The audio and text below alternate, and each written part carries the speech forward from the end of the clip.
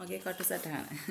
අද මම කියන්න යන්නේ අපට මිනිස්සු හරි මොන හරි සිටුේෂන්ස් හරි අවස්ථා හරි මොන හරි අපට උදා වෙන්නේ ඒකට යම්කිසි හේතුවක් තියෙනවා. හරිද? මොකක් හරි හේතුවක් ඇතුව තමයි මේ දේ සිද්ධ වෙන්නේ. ඉතින් අපට පුළුවන් නම් ඒ අපට සිද්ධ වෙච්ච සිදුවීම තුල හෝ හමු වුණ මිනිස්සු තුල හෝ අර තියෙන හේතුව අඳුන ගන්න.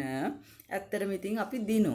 දැන් හැබැයි ප්‍රශ්නේ වෙලා තියෙන්නේ අපිට ඒක හේතුව අඳුන ගන්න බැහැනේ.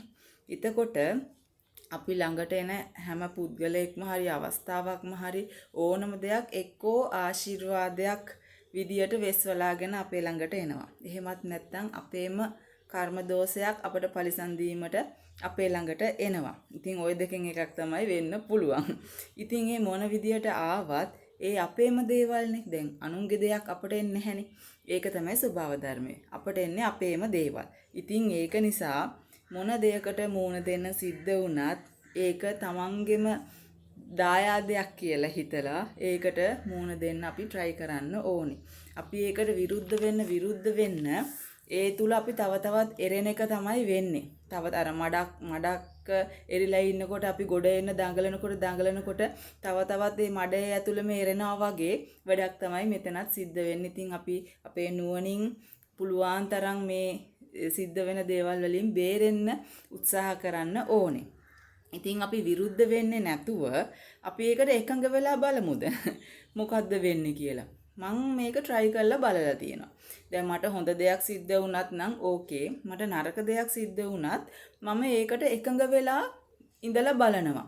එකඟ වෙලා මට සිද්ධ වෙන හැම දෙයකටම හිතන්න මට අපහාස නින්දා මොනවා සිද්ධ වුණත් මම ඒක accept කරලා මම බලාගෙන ඉන්නවා ඒක දිහා. මොකද්ද සිද්ධ වෙන්නේ කියලා. මම මුකුත් reactions දාන්න යන්නේ නැතුව. මගේ පැත්තෙන් මුකුත් කරන්නේ නැතුව මම accept කරලා නිකන් ඉන්නවා. ඒ වගේ මං ඉඳලා බැලුවා. ඒක හරිම අමාරුයි කරන්න. අපිට කොච්චර කරත් අනිත් පැත්තට අපේ සිතුවිලි වලින් හරි එනවා දෙයක්. ඒ වුණාට පුළුවන් තරම් try කර ඉන්නවා. තාමත් එහෙමයි.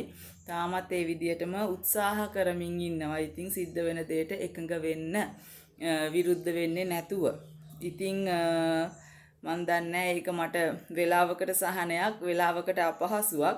හැබැයි කොයිතරම් අපහසුයක් වුණත් මම ඒක try කරලා බලනවා. මොකද ඒ විදියට ඉන්න මොකද ඒ සිද්ධ වෙන දේ එතකොට අපි ගෙවල ඉවර කරනවානේ.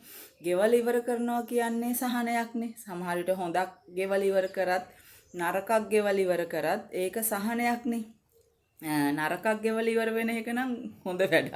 ඒක නිසා ඒක ගැන මතක් කර හැමතිස්සෙම අර සිද්ධ වෙන දෙයට එකඟ වෙවි ඉඳලා බලනවා, ඉන්න උත්සාහ කරනවා. ඉතින් කොහොමද ඔයාට දැනෙන්නේ දැන් මේ අදහස ගැන? කියන්නකෝ මටත් මොනවා හරි.